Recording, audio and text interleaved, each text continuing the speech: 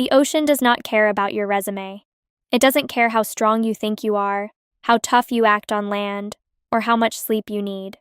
When you step off the dock and onto a commercial fishing vessel, you are entering one of the deadliest, most unforgiving, and physically punishing work environments on the face of the earth. But this isn't just a chaotic scramble to catch fish. It is a highly structured career path built on a strict hierarchy. In this world, respect isn't given, it is earned through blood, sweat, and surviving the worst nature can throw at you. You don't just walk onto a boat and take the wheel. You start at the absolute bottom.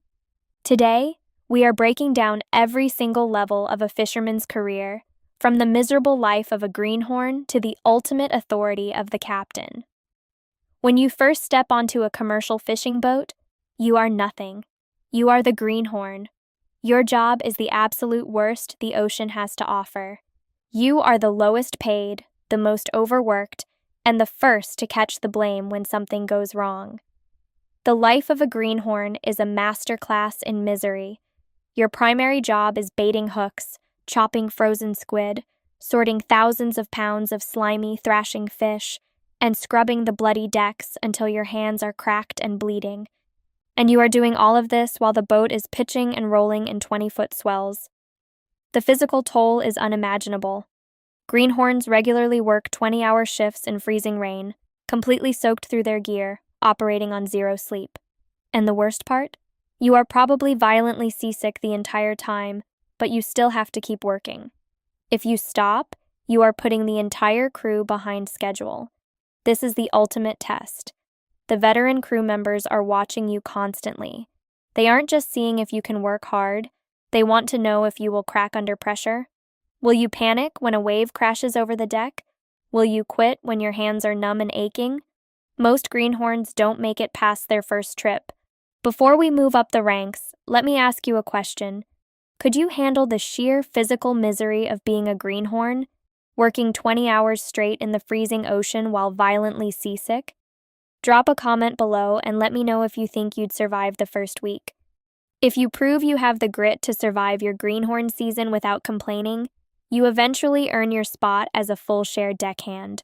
You are no longer the rookie, you are the muscle and the engine of the fishing operation.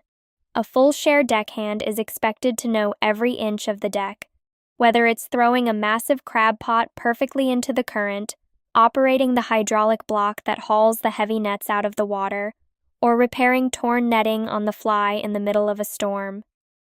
The work is still brutally physical, but it requires intense situational awareness. The deck of a fishing vessel is a minefield of snapping cables, swinging 1,000-pound steel pots, and crushing hydraulics. One wrong step, one moment of lost focus, and you could lose a limb or be dragged to the bottom of the ocean. Deckhands work with a seamless, unspoken rhythm. They anticipate each other's moves because on a pitching deck in the middle of the night, communication is almost impossible over the roar of the wind and the diesel engines. They are a brotherhood forged in salt water and adrenaline. If you've ever watched a crew of professional fishermen work a chaotic deck in the middle of a storm and respected their incredible hustle, hit that like button right now because the skill and bravery required at this level is truly remarkable.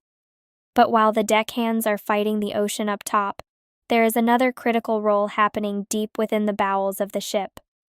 Welcome to the world of the chief engineer.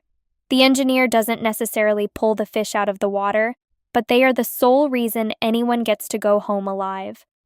Down in the engine room, it is blisteringly hot, deafeningly loud, and incredibly cramped. The engineer is responsible for keeping the massive marine diesel engines running, maintaining the complex hydraulic systems that power the deck gear, and ensuring the generators and pumps don't fail. If the main engine dies while you are navigating through a treacherous inlet or riding out a hurricane, the boat will turn sideways to the waves, capsize, and sink in minutes. The engineer has to be a master mechanic, electrician, and improviser. They have to fix catastrophic mechanical failures, using only the spare parts they have on board, while the engine room is violently pitching side to side. It is a highly specialized, intensely stressful job that requires an encyclopedic knowledge of the boat's internal organs. As we explore these different paths, what role sounds the most intense to you? The freezing, physical danger of the deckhand, or the claustrophobic, high-stakes pressure of the engineer? Let me know your thoughts down in the comments. If you excel on the deck, show natural leadership, and prove you have a deep understanding of how to actually find and catch the fish, you might be promoted to the first mate, or the deck boss. The first mate is the bridge between the wheelhouse and the working deck. They are the captain's right-hand man. While the captain is navigating and locating the fish, the first mate is running the crew. They set the pace of the work, ensure the gear is deployed correctly, and make sure everyone is working safely.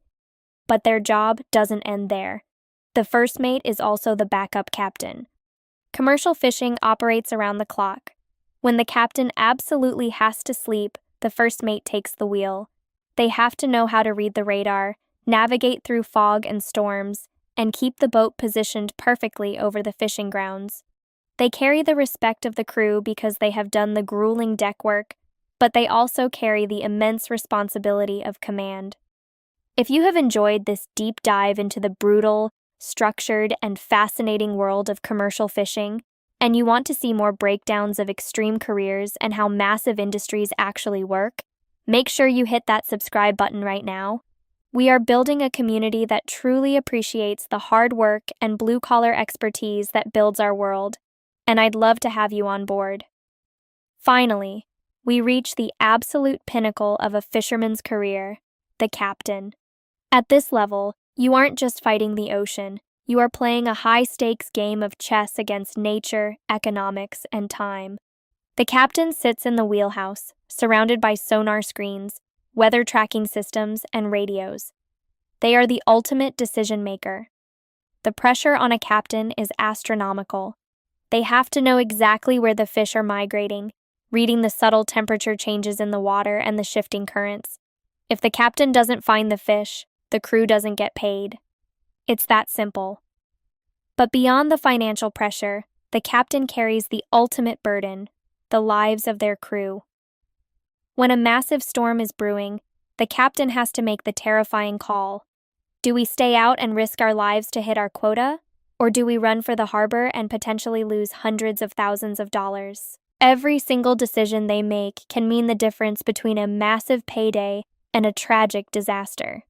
To reach this level requires decades of experience, an almost supernatural intuition for the ocean, and the heavy burden of absolute responsibility. From the miserable seasick days of baiting hooks as a greenhorn, to the mechanical mastery of the engineer, all the way up to the strategic life-or-death decisions of the captain, a commercial fisherman's career is a masterclass in survival and expertise. It's an industry that demands everything you have to give. Every single level builds on the lessons of the last, forging individuals who can conquer the most dangerous workplace on the planet to put food on our tables. The next time you eat wild-caught seafood, you'll know exactly how much mechanical expertise and sheer bravery it took to get behind that wheel. Thanks for watching, and I'll see you in the next one.